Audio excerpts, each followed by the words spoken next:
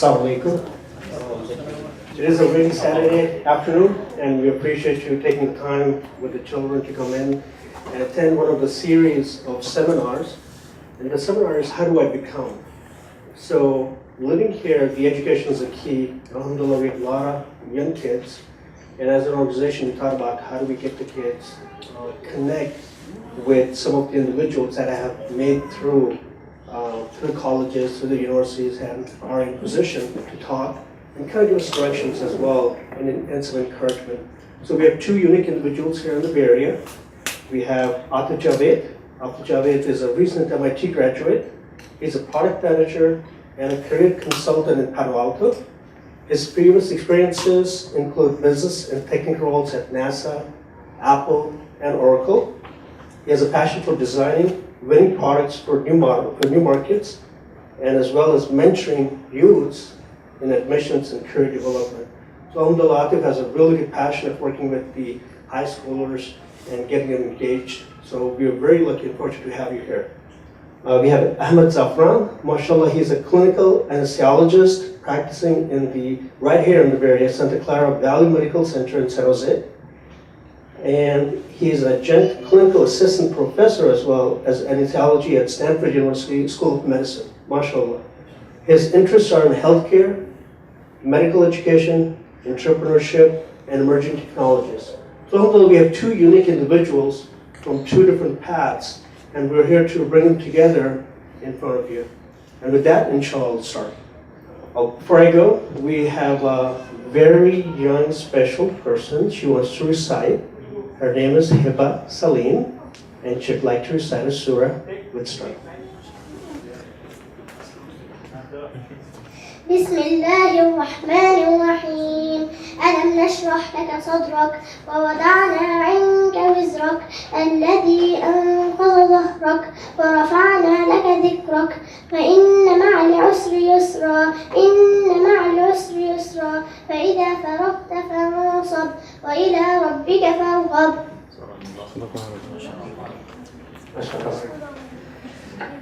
Assalamu alaikum everyone.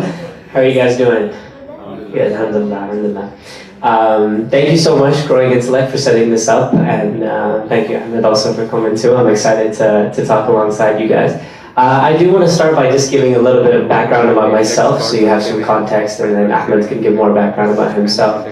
So, as he said, I'm currently a product manager at Palo Alto, but there was a lot of backstory to how that ended up happening. And in fact, I was very much in your own seats a few years ago, only like 5 or 6 years ago. And I understand how difficult things have become in the high school context. And so I spent a lot of time in both college and after college trying to tutor and mentor high school students and things like this. But so my background, actually, I started high school in Fairfax, Virginia, and I was in sort of a no-name school, just a whatever school actually. And my brother, he actually had been accepted into the tech school, like the magnet #1 school in the country, in the high school. So I was pretty disappointed being the younger sibling who didn't get into the best school. And that really drove me a lot in those next 4 years. And also the push from my family, they kind of pushed me a lot to be better since I didn't get into that best high school. My brother ended up going to Hopkins. He's actually a doctor now too, so that's pretty cool. Yeah, he ended up going to Hopkins, and I ended up feeling like garbage. I was like, oh, I'm in a no-name school. I'm not that good. My brother's so much better than me, and I pushed and pushed and pushed those next 4 years. Alhamdulillah, I made it into MIT. And MIT itself was the best experience I could have possibly imagined. I couldn't imagine a better place for my growth as a person and as a professional. And that kind of experience is what I do want to push other Muslim students to get, because there's a big difference between being in the standard pool of people and being in your top self and being in your best self. And that's what you get from the environment around you. So, alhamdulillah, I was able to do that. I was able to get accepted into MIT. And I had transitioned 3 or 4 transitions in MIT. So I know the difficulty of figuring out what it is you want to do with your life, what career you want to have, what major you want to have. I went from biomedical engineering, so I would have gone down your route probably. I went from biomedical engineering to mechanical to material science. I ended up finishing material science, and then I was like, you know what, I didn't like this at all, and I went into product management and software. So As you mentioned, I did hardware work at NASA, Apple, Tesla. I did a lot of internships at these places, and then now I'm here at Oracle working in product management. My hope is in the future is to do my own startup, inshallah.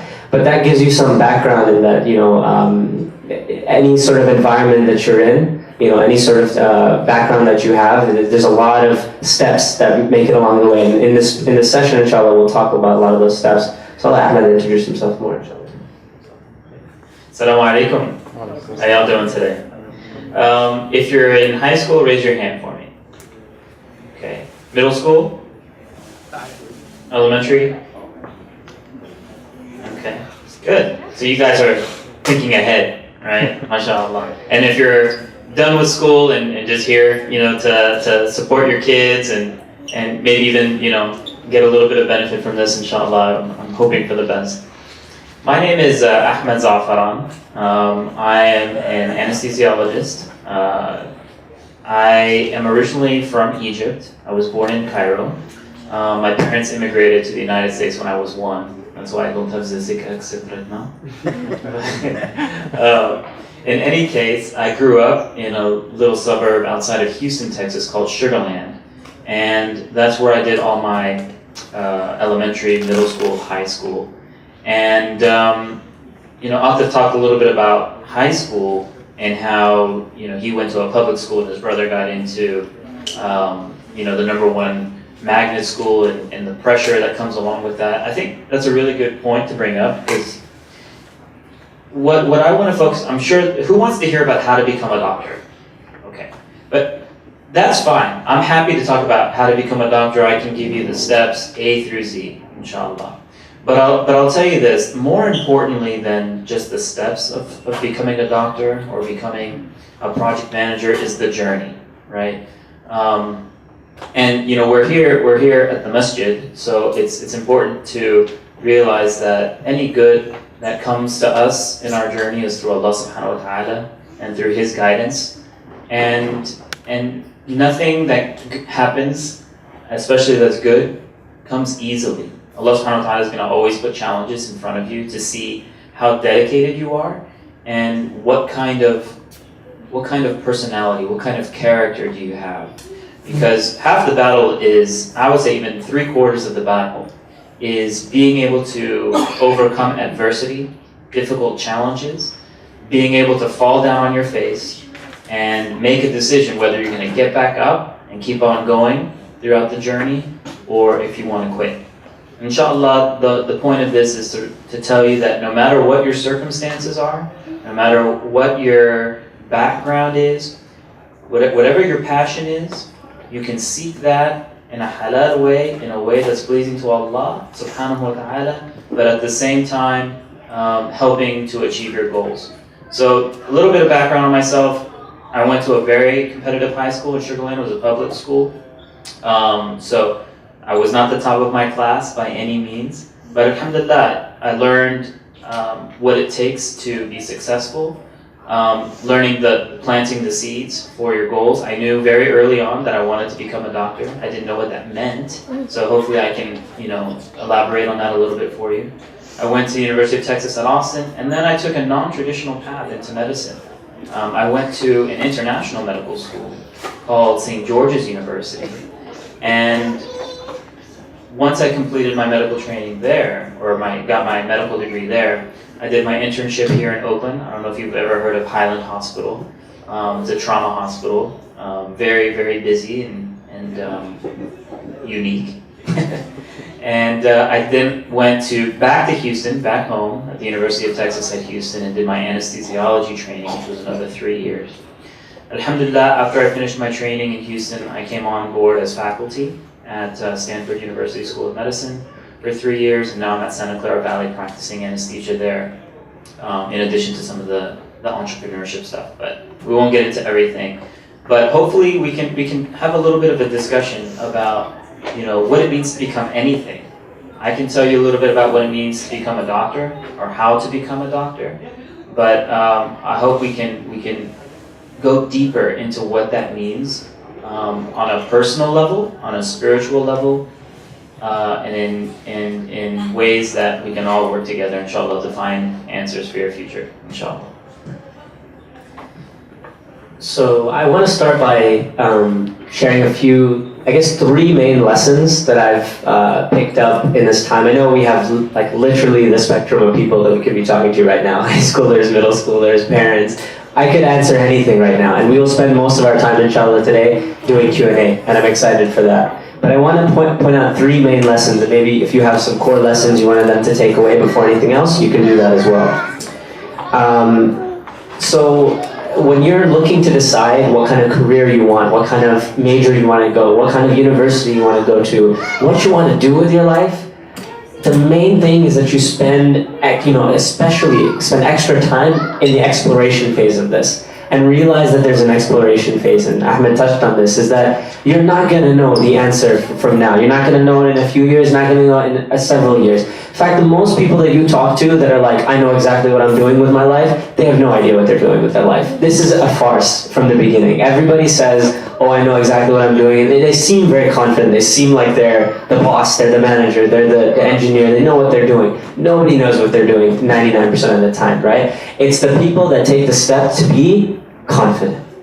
Everything that you do is about having confidence and somewhat feigning confidence, right? We say fake it till you make it a lot, but a lot of the times it's having your confidence is faking that confidence in many ways. So whatever you do, spend this time as much as you can. I really like the video for this workshop. He basically said, figuring out what you want to do earlier on is so much better, orders of magnitude better, because we're not in a system anymore that's actually facilitating us being older and growing into this exploration phase. When you're in middle school and high school, if you can pare down the things that you like and the things that you don't like, right? What do I hate? I hated coding. I tried coding and I hated it. And then I took a biology class and I hated biology. I absolutely hated it. So I had that exposure and I pushed a lot to make sure I explored things. I did a science fair project in biology, right? I did things that were out of my comfort zone because I knew everything that I did not like was as important as figuring out what I did like.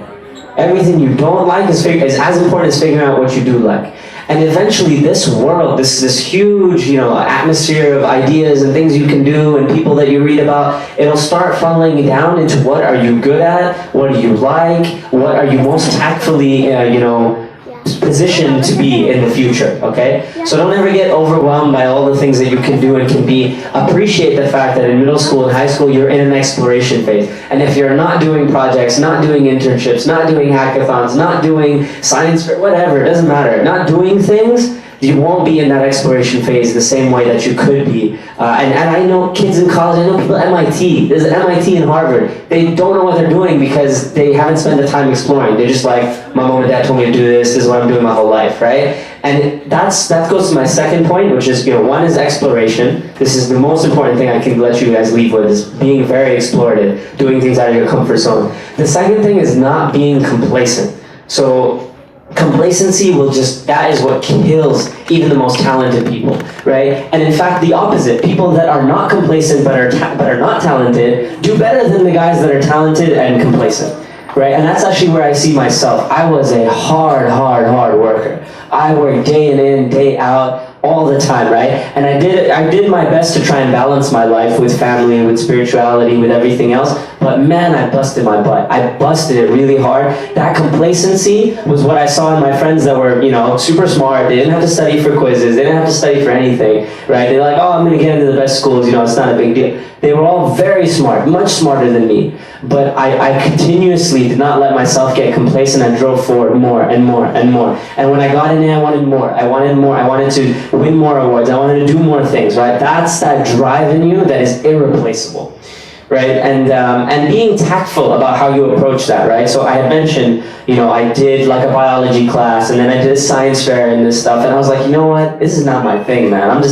just not patient for this. I took coding. I even started a computer science club in my school, right? And I hated coding, right? I hated it. So I wanted to figure out what do I like eventually, and the only reason I was able to figure those things out is because I invested something in it. You're not able to figure out what you like and you don't like if you don't invest a little bit in it, right?